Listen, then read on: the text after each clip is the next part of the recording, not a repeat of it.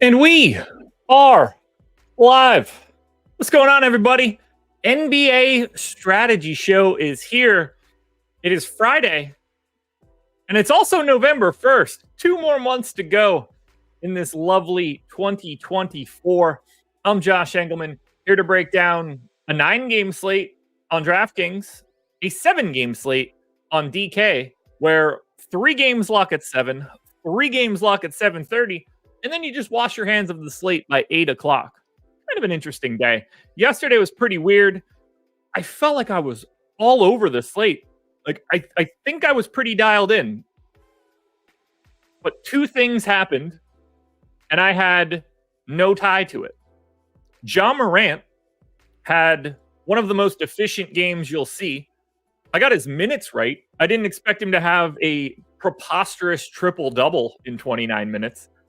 Absolutely embarrassing the Milwaukee Bucks in a spot where Memphis was missing half of their real team, like five rotation. When they're at full strength, they were missing what, like 5 rotation pieces, 6 rotation pieces? Just beat the shit out of the Bucks. So that sucked. And then the guard that I happened to have that wasn't Ja Morant was Fred VanVleet.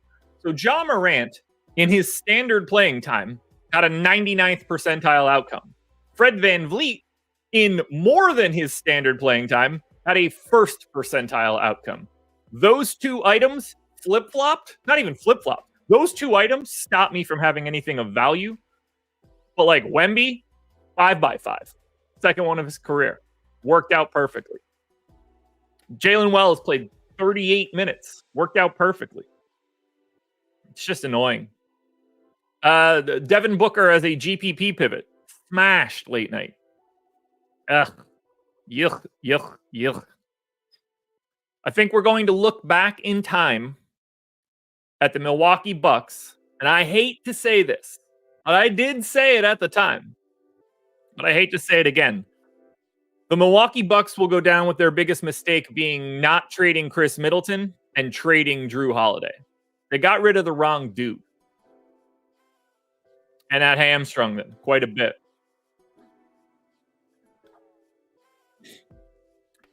S&P, maybe. Doc doesn't seem to have it. But at the same time, look, when you have Damian Lillard and Giannis, this should be going better. This team's bad. Like, for what they think they are, it's rough. It's really rough. Anyway, we got a bunch of games to get through. 9 of them, in fact, over the next hour. Lots of shows coming up. We'll talk about that schedule. I'm going to get that pulled up on my phone now so I don't have to search for it by the time we get to it. I don't think I asked this yet. So, if you haven't done it, hit the like button. Subscribe to the channel. Hit the notification bell so you know when everything goes live, and follow me on Twitter at Josh Engleman. And if you get that spelling wrong, it's under my face. All right. Prince said, when can we expect the Giannis trade request? Off season is the only opportunity. There's no chance he's going anywhere during the regular season. I don't know where he'd go. That's the real tricky spot. Do we want to do this? Do we want to do a quick, what are the most likely scenarios for Giannis Antetokounmpo before we get started? Let's think through it.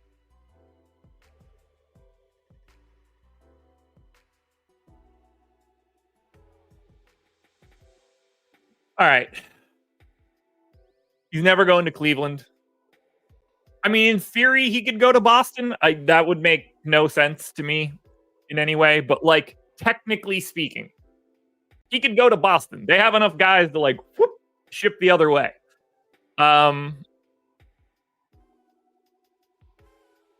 In theory, he could go to Orlando.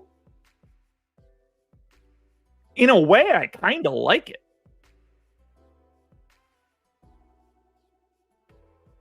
Like,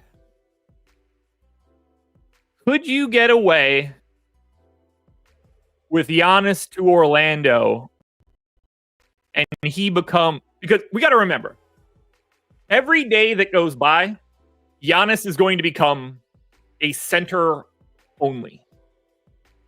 Not that he sort of isn't already, but that's a different question for whatever.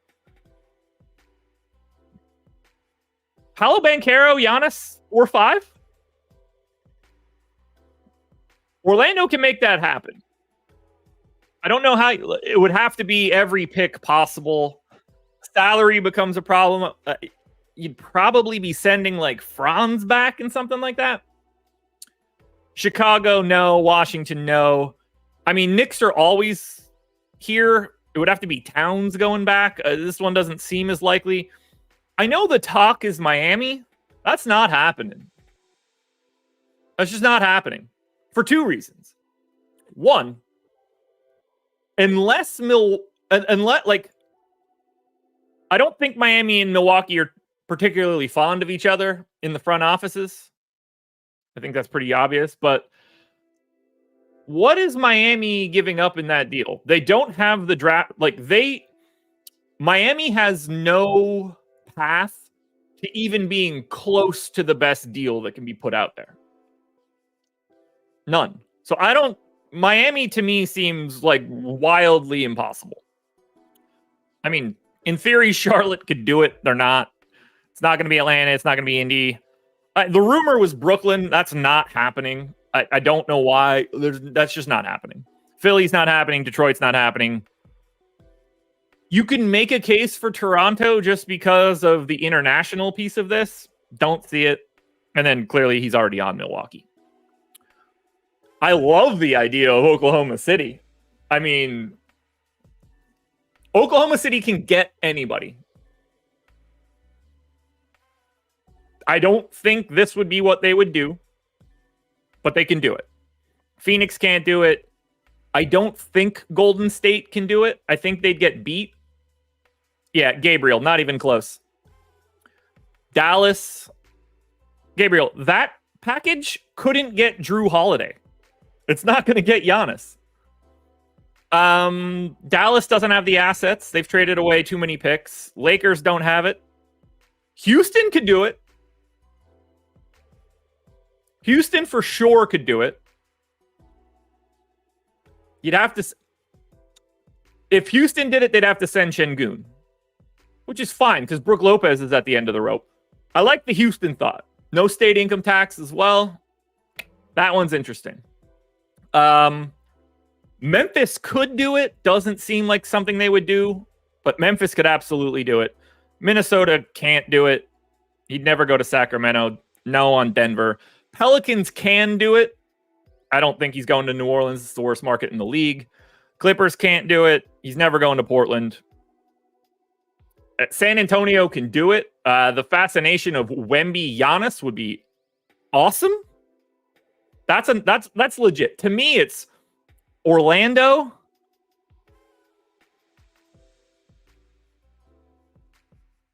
OKC,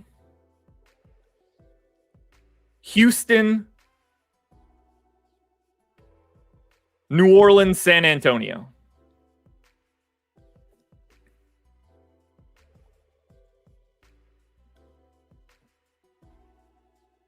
Yeah. Like California just removes his money from his pocket.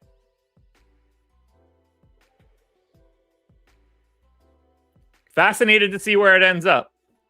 It all depends when the trade is. If it's a year and a half from now, assets change. If it happened to be this summer, there are a lot of teams that are going to get reported, and they are straight zero possibilities. Hey, Josh, was New Orleans being the worst organization in the league hyperbole or factually based? As a market, not as like a front office. The New Orleans market is dreadful. They're not, like, financially, they can basically never support the team. Now, Giannis coming to the team would make the value of the franchise go up by like $500 million, but they can't support it. All right, we're 12 minutes in. I haven't talked about a game yet. Let's get into this one. Boston Celtics, 10.5 point favorites in Charlotte. 231 total is the third highest of anybody on today's slate. Sam Hauser is probable. Brandon Miller is questionable, and by all accounts, it seems like he is in for today. They're going to need a lot more. They're going to need Larry Johnson and Alonzo Mourning and a bunch of other dudes. Kemba Walker, because they're 10-point dogs at home. Pretty standard shit for Boston today. Nobody in double digits of ownership on DraftKings. And reminder, it's only a 7-game slate on DK. FanDuel does get Jaylen Brown to 14%. There's not a priority anywhere on Boston. You can always get to Tatum. You can always get to Brown. I think Derek White is a little underowned on DraftKings, but there's just not any priorities here. The total of this game is great, but these guys are priced where they should be, and they're just so talented and so locked in that we're rarely going to see situations for Boston where someone looks really good when everybody is in. And right now, everybody is in. Hell, the highest owned guy on Boston right now is Peyton Pritchard at 5K and 8%. And like, Peyton Pritchard's fine today, but that's not something you're looking at like, shit, got to get Peyton Pritchard. So for the most, I don't want to say that Boston's a cross-off because they don't look bad. I'm just completely indifferent to them. Surely, like, some of these guys are going to be in my lineups, but I don't see a name that you got to click on. I really don't see a name you got to click on Charlotte. These guys look terrible. It's a really, really bad spot for them. Highest owned guy on DraftKings for Charlotte is 4% to Trey Mann. Highest owned guy on FanDuel is 7 to LaMelo Ball. I do feel pretty good about LaMelo Ball on FanDuel at 9,200. I do like that price.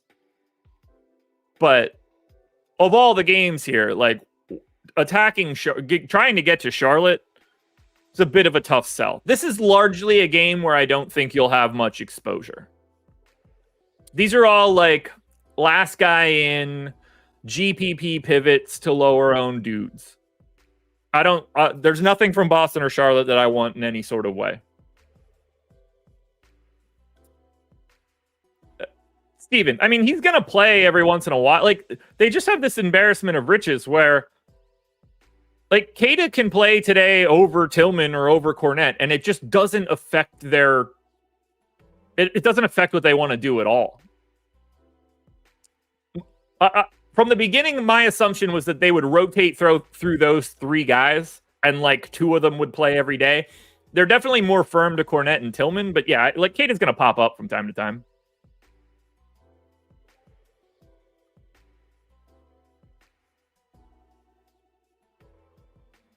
It's just not that interesting of a game.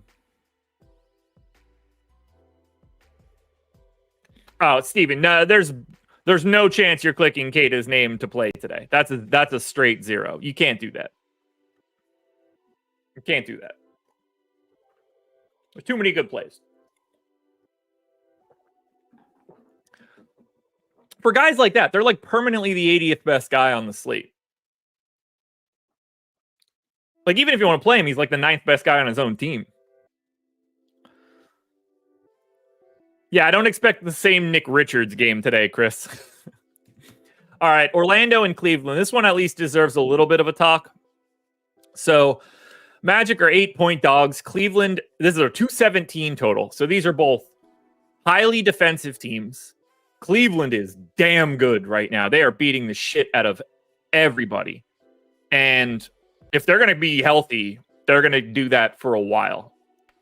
Their defense is largely unbreakable. When they're able to start, I've said it on previous shows, I'm going to say it again. When they can start Dean Wade at the 3, there's really not a team out there that's going to carve them up. That's as good of a, like, if Darius Garland and Donovan Mitchell, and they are improved defensive players. If either one of those guys were like slightly better on the perimeter, this would be extra special terrifying. But when Garland and Mitchell can just funnel to the length of Wade and Allen and Mobley, God, it's death when you get to the rim. So Orlando is now playing without Paolo Banchero. He's going to be out 4 to 6 weeks. It sucks so much. It's so irritating. We got to talk about this one because there are a monstrous amount of question marks for Orlando. So I'm going to start with the elephant in the room. John Isaac's projected for 80% ownership on DraftKings and 68 on FanDuel. There's basically only he's never going to be 80 because I don't think we're going to be able to project him for enough minutes. I don't know how much he could actually play right now. I don't know if he's going to start today. Maybe they try. I don't know if they want to start him. My assumption is that the starting lineup today is going to be some sort of combination of Suggs, Anthony Black, KCP, Franz Wagner, if he plays, he's questionable, and Wendell Carter Jr. The Franz status matters because if Franz is out, that changes the equation for John Isaac as well. I don't think that's going to be real later. It could be. I don't want to be firm about anything here because this is the trickiest spot on the slate, removing Banchero. John Isaac played 11 and a half minutes in the opener, missed 3 straight games due to injury, and then played 13 and almost 14 minutes last time out. I don't think they're ramping him up. I don't know why they would. He's like the most brittle dude on the team. Oh, S&P. I mean, I shit on that one the moment it happened. It's rough. Do I think Wade moves back to the bench when Strus is healthy? If they keep playing like this, no, I don't. I just think that Strus then plays like 28 off the bench and can close. So, to assume that John Isaac is going to be chalked today is an assumption that he's going to play north of 20 minutes. So, out of curiosity, how many times did he play more than 20 minutes last year? So this is John Isaac's game log from last season.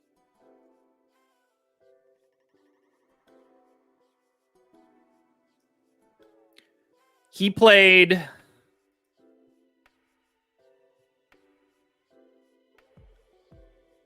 that did not highlight the games that I wanted.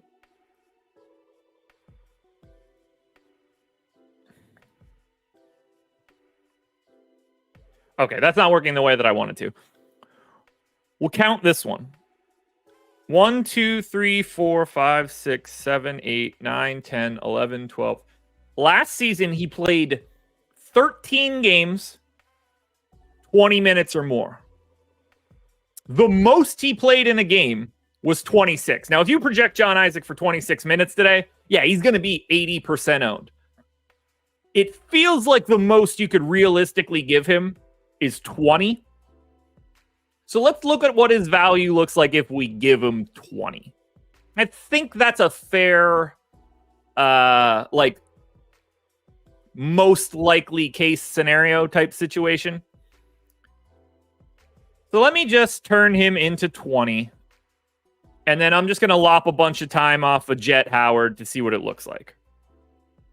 So if we have 20 minutes for John Isaac, he's a 5.7x value, projected for 20 and a half fantasy points at 3,600. That's really good. I don't think he's going to get to 80 at that point. I think, in that 40 to 50 range makes some sense. And maybe that's just a value thing for the rest of the slate.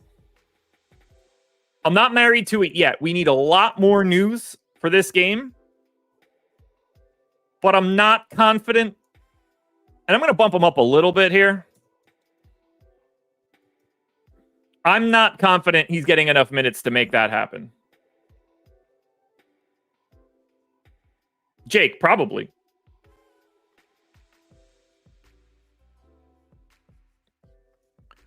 We also have 40% ownership coming into Suggs. 5,800 on DraftKings, 6,800 on FanDuel. If you think Suggs is going to soak up a couple extra minutes, that's definitely a bump for him. We're getting ownership to Franz. We're getting ownership to Wendell Carter Jr. You certainly need to be a little bit more interested in Orlando because of the changes for not having Franz. All these guys seem a bit overowned to me.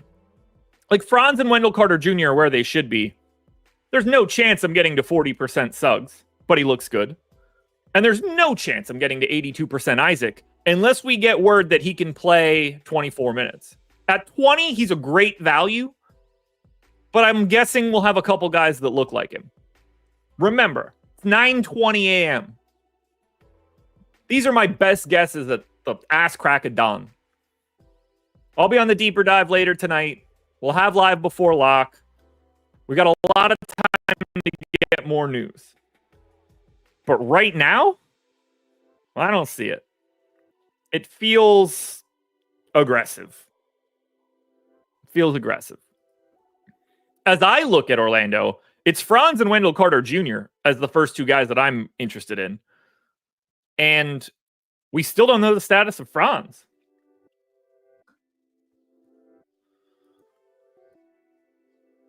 Kenneth, so yeah, I gave Anthony Black 27 minutes because they are going to rotate through these guys a lot. He didn't look all that good. He's not that good of a per minute guy, so he really needs a shit ton of minutes. Yeah, S&P, that's where I'm coming from here.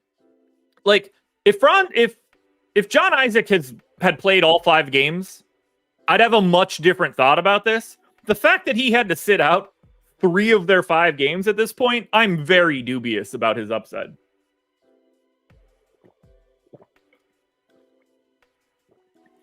Now, the Cleveland side, very easy to talk about. These guys don't mess around with their rotations.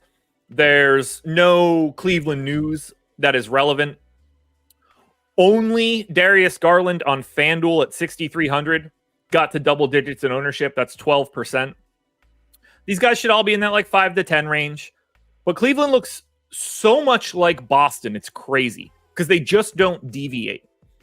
So without anybody out for Cleveland, no one's going to look like a major priority. But like Mitchell, Mobley, Allen, Garland, like they're the perfect last guy in tournament pivots. Again, Orlando is the key. We need more information.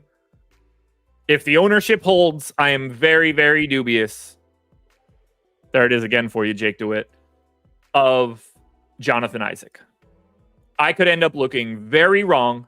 It takes very little to pay off a $3,600 price tag. We shall see.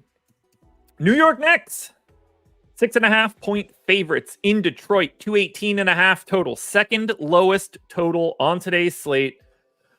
And this one's got a giant question mark in it that's going to be really relevant. Precious Achiuwa out, Mitchell Robinson out, Karl Anthony Towns questionable with a left wrist sprain.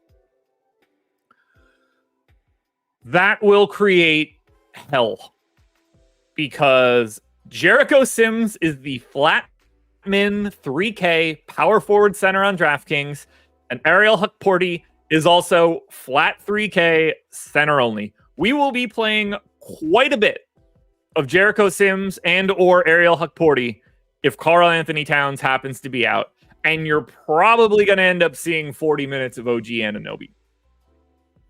At this moment, the guy to get to from New York is Josh Hart. He's 25% owned on DraftKings. He's 10% owned on FanDuel. For some reason, he's only 5,900 on DK. He was 19% optimal in my contender sims.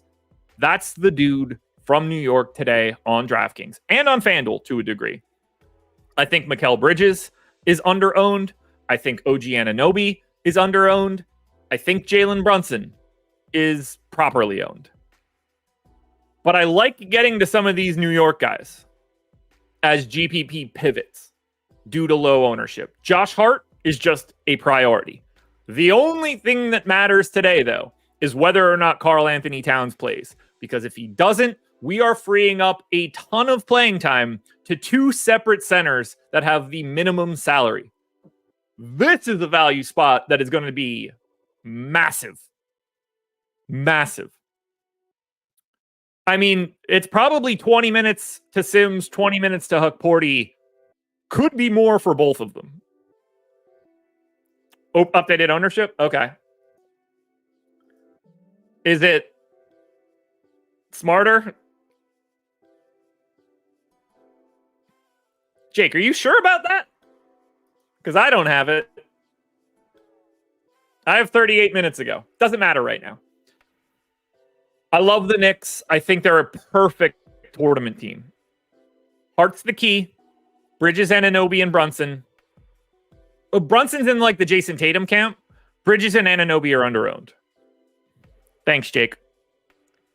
And yeah, obviously if Towns is out, that's also an incremental bump to all these other guys, because when you replace Towns minutes with Sims and Huckporty, those dudes are not going to be participating on offense in the same way. Lots of usage to go around. You're good, Jake. Now, Pistons. Pistons side of this one. Everybody that's normally available is. I really, really hope that they can get Asar Thompson back at some point in time. Now that Christian Koloko is back for the Lakers, I'm hoping that Asar has a path back with all this clotting issues. Now, for the Pistons, no ownership here. 8% to Cade on both sites is the only guy north of 5. I think Cade looks good. I will get to Tobias Harris. These are all GPP pivots. Cade, Tobias Harris, Jaden Ivey, Tim Hardaway Jr.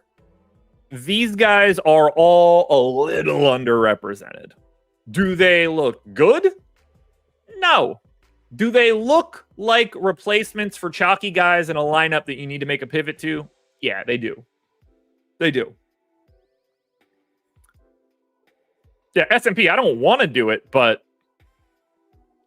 if he didn't have power forward eligibility, it wouldn't hurt as much. The fact that he does, like if Jericho Sims starts today over Towns, what do you, like there's nothing he can do. It's irritating though. Cade's the best guy you can get from Detroit. Josh Hart is the best guy you can get in this game. All right, schedule for the rest of the day.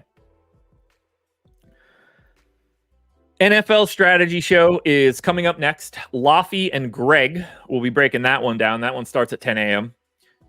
Eitan and Eric are doing a pick'em show at noon.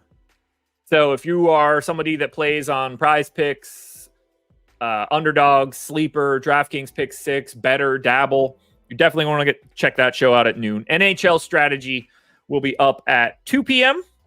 The deeper dive with myself and DK DFS will be at 5 p.m.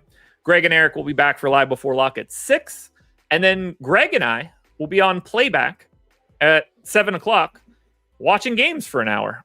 You guys can come and join us, maybe get a VIP pass, watch along with us. If you have League Pass, you can just immediately link your League Pass account and watch some games. Guessing we'd be watching... Shit, I don't know. We'll probably bounce around for those 7 o'clock games. And those we'll probably be watching a lot of that Atlanta game at 7:30, which we're about to talk about right now. All right, let's see where we're at on this ownership.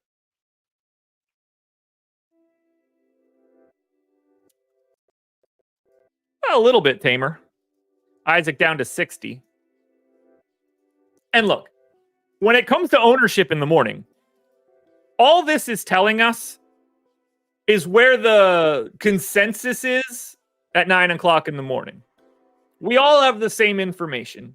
The model has the same information. It will never be more vague than it is at 9:30. Maybe Josh can tell me why Cade Cunningham is unowned. I mean, he's around 10% owned, and he should be.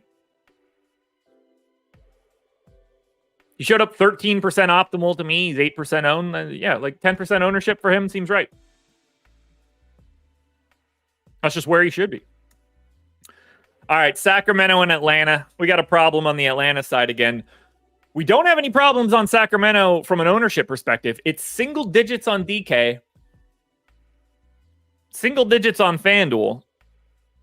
These guys look like great GPP plays. One, Atlanta on the opposite side is a really not good basketball team. Sacramento is equally not that good on D. Their offense is loaded. Jake, I would agree, but I don't know. It depends. Jeff, no. Don't even know what it is. So for Sacramento, I think this entire team of legitimate dudes. Eric, absolutely not. DeRozan's 2% owned on both sites. I had him like 10% off them. Love him in GPPs. Keegan Murray's 1% owned on both sites. Love him in GPPs. Fox is 6% owned. Like him in GPPs. Sabonis is 8 or 9 across both sites. Like to love him in GPPs. Herter and Monk can end up in lineups. But I think DeMar DeRozan, Keegan Murray, De'Aaron Fox, and Domantas Sabonis are all underrepresented in ownership and look like fantastic GPP pivots. You're not going to be able to get to all of them, but this is a team where, like, if you can get to 10 to 15 of one of those four dudes, I think it looks good.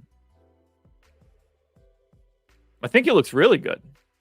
They're not going to be prioritized, and this Atlanta team is missing some real bodies. And this team is missing some real bodies, which is causing us to have to get to Atlanta.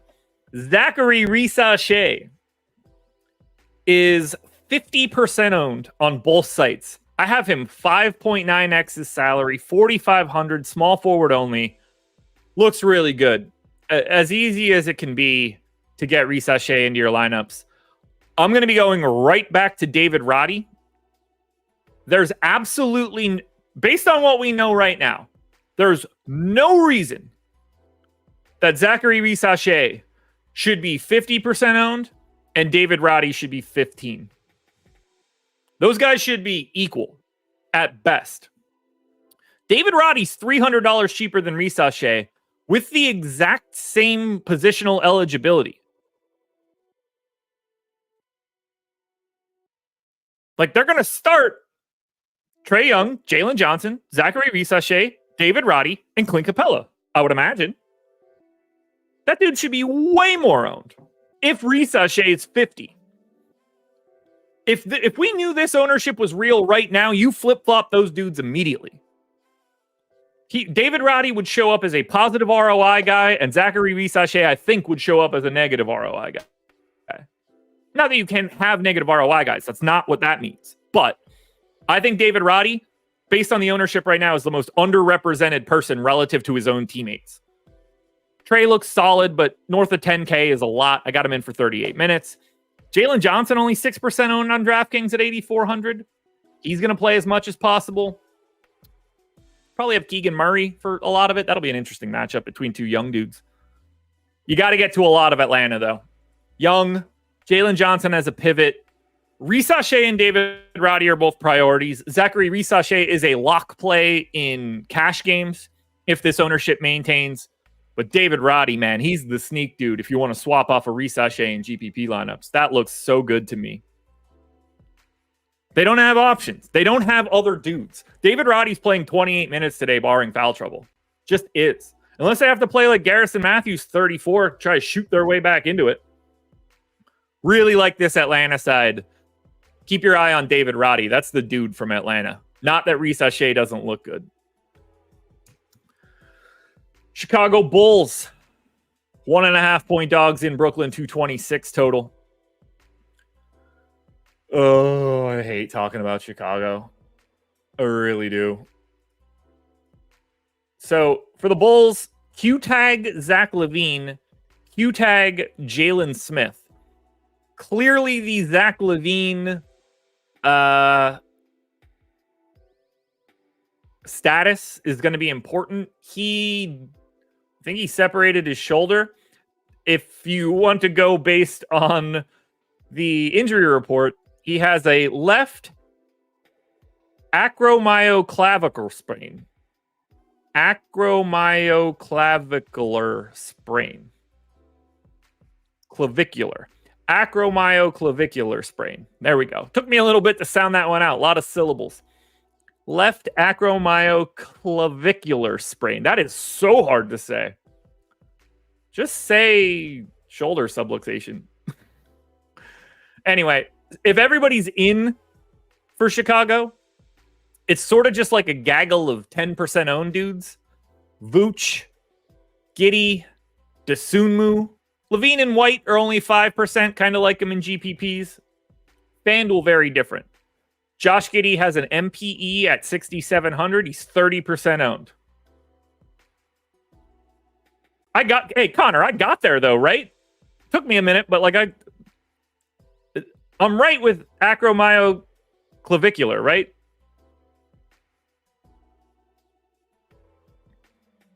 It's definitely clavicular. And it's got to be acromyo. So acromyoclavicular. Tampa Yardy says, come on, Josh. Weren't you a clinical research guy? I did financials for the biostats department. I wasn't exactly hands-on in the medical team.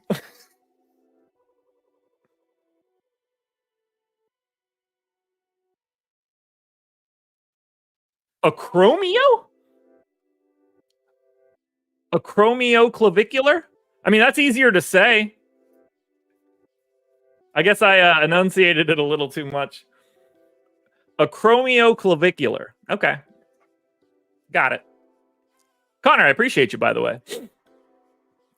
So Josh Giddey on FanDuel looks like a good play. I think he's a bit overowned. And I say that as a guy that has been getting to a lot more Josh Giddey this season. Steven, I wish you just said that. Zach LaVine, questionable. He hurt his effing shoulder. We'd get a lot more out of that. You know what? You know what I might do? I might start throwing the injury report into ChatGPT and have it spit out funnier injuries. Connor, glad you're here, man. Thanks for being here. Now, I appreciate the correction, too. I want to speak correctly. I always have. Kobe White, 13% owned on FanDuel. That's exactly where he should be. 6,500 looks like a good price, but obviously everything for Chicago changes if Zach LaVine is out. We're taking a 26% usage, 35-minute a game guy out. At that point in time, buckle up because we would end up getting to all things Ayo Dosunmu. I want to speak good. That was intentional. Brooklyn. Couldn't be more sick of this team at this point. Still no Bojan Bogdanovic, no Day'Ron Sharpe, no Trendon Watford. Good news is this is probably just the team we've been getting. 10% ownership to Cam Thomas, Dennis Schroeder, Nick Claxton-ish, and Ben Simmons. I think most of that looks about right. The guy that I want is Cam Thomas. 7,200 shooting guard, small forward. As weird as, like, one of Thomas or Schroeder is going to be a dude today because Ayo Dosunmu can only guard one of them at a time. I like Cam Thomas. I think he's underrepresented. He's got the better positional eligibility. He is 7,200, so he's $400 more expensive than Schroeder. I do like both of them. Cam Johnson's the guy, though, if you're looking for a pivot. 4% owned on DraftKings. Don't know why. I got him in for 14% optimal. 5,500 small forward, power forward eligible. So it's Cam Johnson as the GPP pivot, Cam Thomas as my priority, and then by all means, please get to Dennis Schroeder, who's been playing incredible.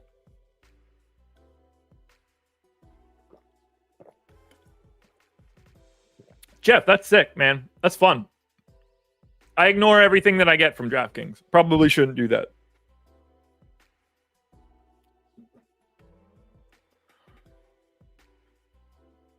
Claxton, I'm guessing, is still going to be in and around that 24-minute mark. Same for Ben Simmons. He's a guy that I usually hope I don't get. But the note for this game, we need information on Chicago because Zach LaVine is everything. Before we get to Lakers and Toronto, let's talk NFL DFS. This past Sunday, There's a milli every weekend. This past Sunday, Rick12324 took it down with the Stokastic avatar at the top of the board. It's awesome to see. When we have milli winners like this, we like to pay it forward to the rest of you guys. 30% off your first payment of any NFL package we have, weekly or monthly. That's getting you projections, ownership, stacking information, our boom bust tool on the NFL side, all of our simulation package. So our single lineup simulator, contest generator, the regular sims, the post contest sims, everything you could want. Not to mention, Lofty recorded an interview with Rick that went up on our YouTube channel yesterday, like a 15-minute video. If you want to hear him talk about how he uses the tools and what he did to turn that lineup into a milli winner, you could go talk to him. It's really nice. I watched it yesterday. Really interesting guy to hear talk. Sounds like a smart guy. So I would recommend that. This deal, the promo code MIL, exists in the description of this video on YouTube, or you can just go to stokastic.com, enter the promo code MILL to any NFL package you want, and get 30% off your first payment. It would have covered you yesterday if you got it for Thursday Night Football. You'd be covered for everything this Sunday, Monday Night Football. If you got it today, you'd get it for Thursday night of next week if you only got a week. Obviously, if you get a month, you get everything you could possibly want. So sign up, guys. Why not? It's a great deal. And we're showing you on the screen right now. Stokastic tools can get you $1 million if you work hard enough. And you're, admittedly, really, really lucky that day. Shout out to Rick12324, though, man. I hope you're having some fun right now. Los Angeles Lakers, 8.5-point favorites in Toronto, 228 total. Probable tag on AD, probable tag on D'Angelo Russell. All the normal guys that are out are out. And at this moment, we need to take a moment of silence. Pour one out for my thoughts on Jalen Hood-Schifino. I thought the Lakers were going to poke around with him a little bit. JJ was really nice about him on that low post before Zach Lowe was unceremoniously booted from ESPN. Jalen Hood-Schifino did not get his third-year option picked up. That rarely happens, especially for guys at his draft stature. That is a bad sign. It did work out for Jalen Smith, who did not have his rookie option picked up by the Suns and has turned it into a nice little career, but doesn't look like Jalen Hood-Schifino is going to be my dude this year. Really wish I didn't attach myself to him. For the Lakers, though, 38% ownership coming into Anthony Davis, 10,600. 11K on FanDuel, where he's 55% owned. That power forward eligibility on FanDuel is doing a lot of work. And just so you guys know, I love it. He looks really good. Might be a tad heavy on DK since he's center only, but he looks amazing. And he's been amazing. I mean, we're talking about a guy that's going to flirt with 30 points and 15 boards today on like a barely good day. A slightly more than average performance of AD is 30 and 15. King.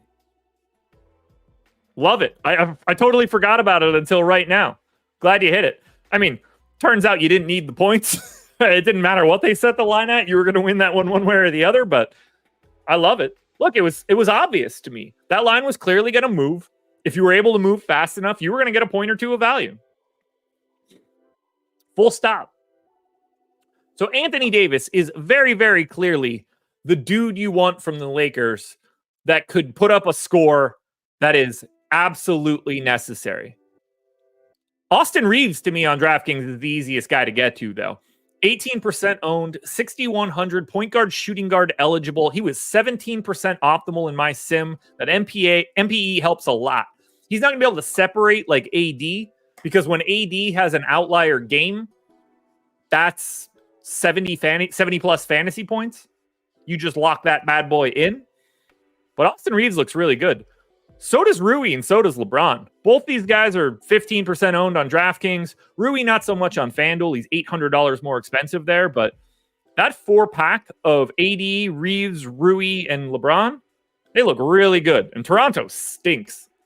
and are continually missing Scotty Barnes, Bruce Brown, Kelly Olynyk, and Emmanuel Quickly. So, yeah, it's a good spot for the Lakers. I think JJ's got them cooking for today. Toronto side, as I mentioned, all those guys are still out. 45% ownership coming into RJ Barrett. Strikes me as a little high for a guy that doesn't have an MPE, 7,200 small forward only. Definitely looks like a good option from Toronto and a guy you need to get to. 45% feels a little high. He's 14 on FanDuel at 7,900. That seems a little bit more reasonable to me. And then the other guy we're getting to is my boy Jake Puddle. 18% optimal, 18% owned. He's 6,900. He's playing big minutes. He's absolutely terrifying in this matchup. Just because he's got to deal with AD today. That's a different experience than most. But it's Jake Puddle day again. Definitely a priority. 20% owned on FanDuel. He was 21% optimal there.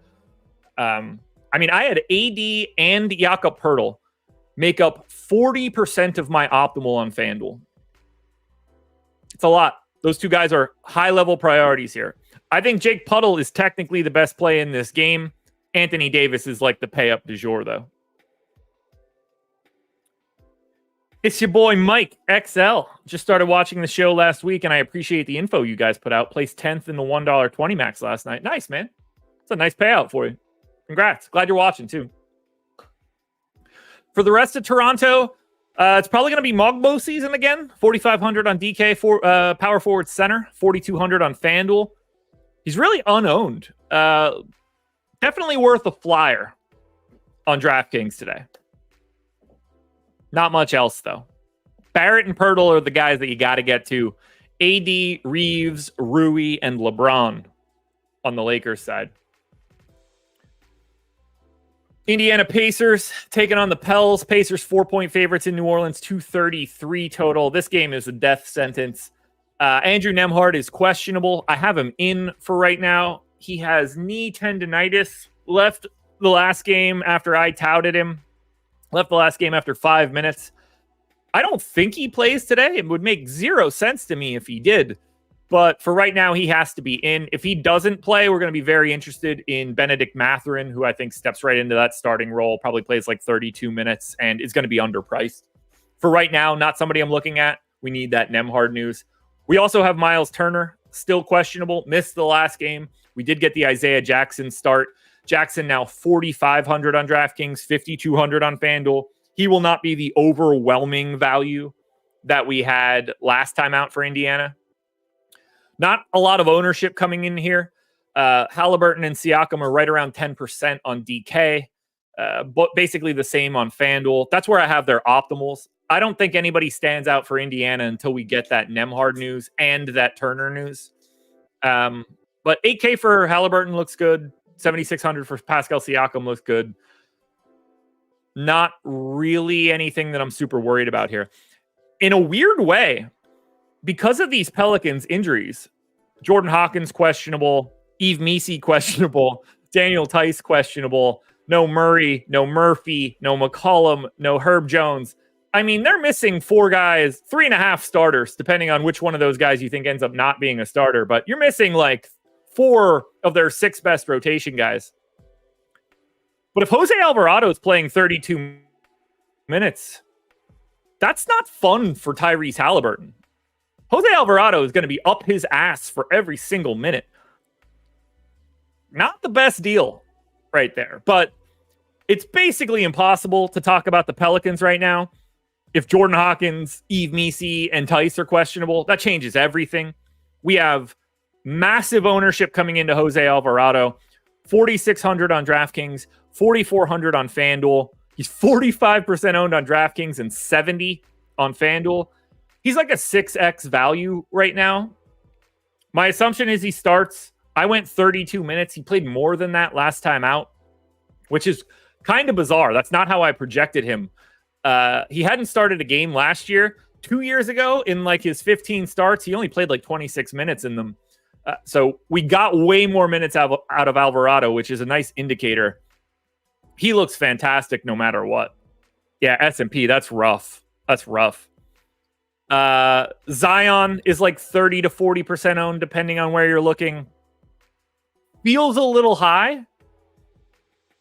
but it should be pretty clear why that happens. And Indiana's defense is terrible.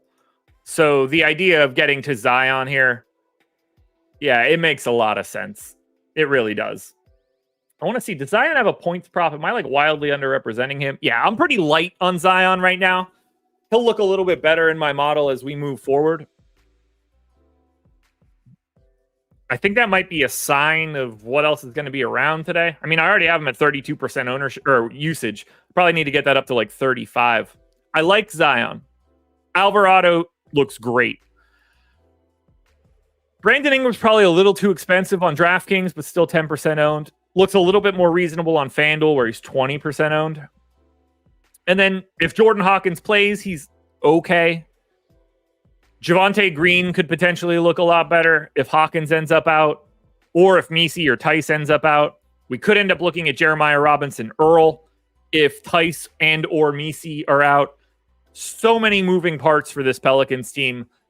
This is the final game of the DraftKings slate, so you're going to have to be aggressively paying attention to it. That 7:30 to 8 o'clock window will matter. And you should have enough ownership going to this Pelicans team that you'll have enough swaps to make for what we need. I'm just hoping we get their news.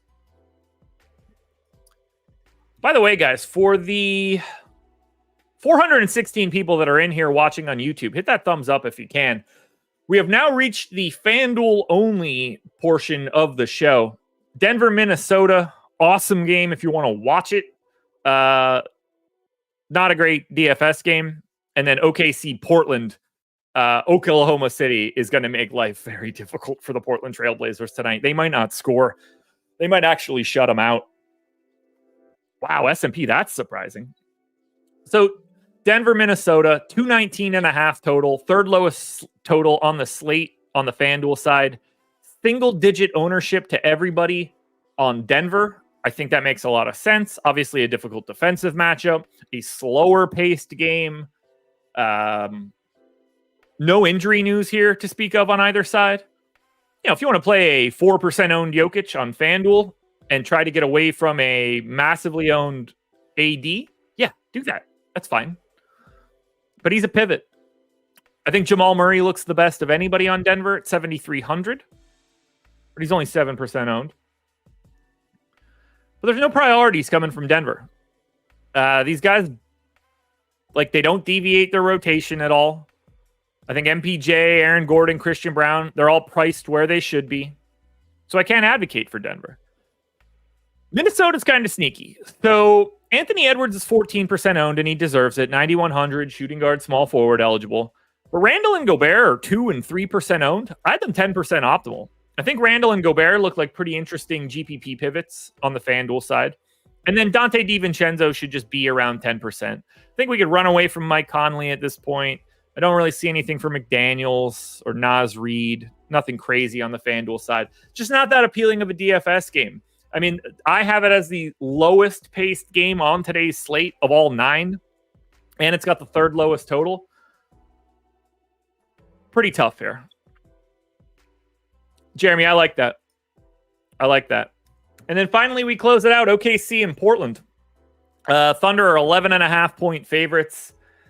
Everybody that's normally available for both sides is. There's no ownership coming into OKC. I think they're going to be really flat in their minutes today. I think they might even stretch that rotation out if they want to. Nobody made double digits in ownership on FanDuel. 8% to Jalen Williams, 8% to Chet, 8% to Cason Wallace.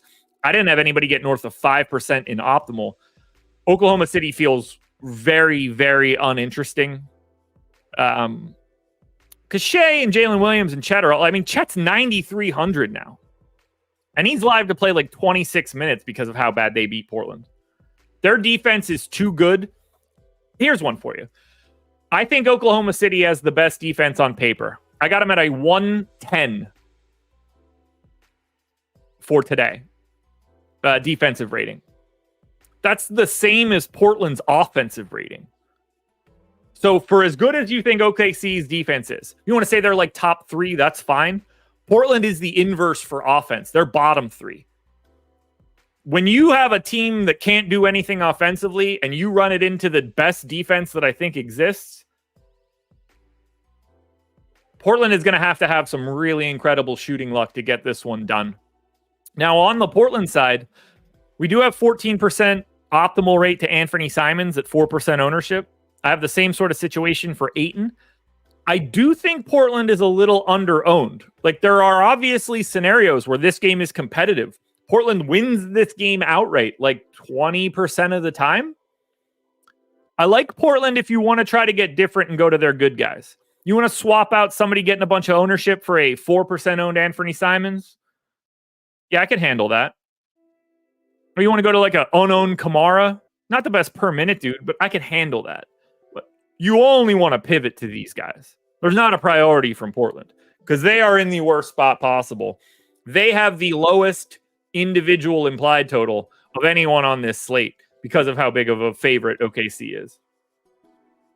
S&P, if both of those teams make the finals with their healthy rotations, I think that's the most interesting finals since Warriors Cavs.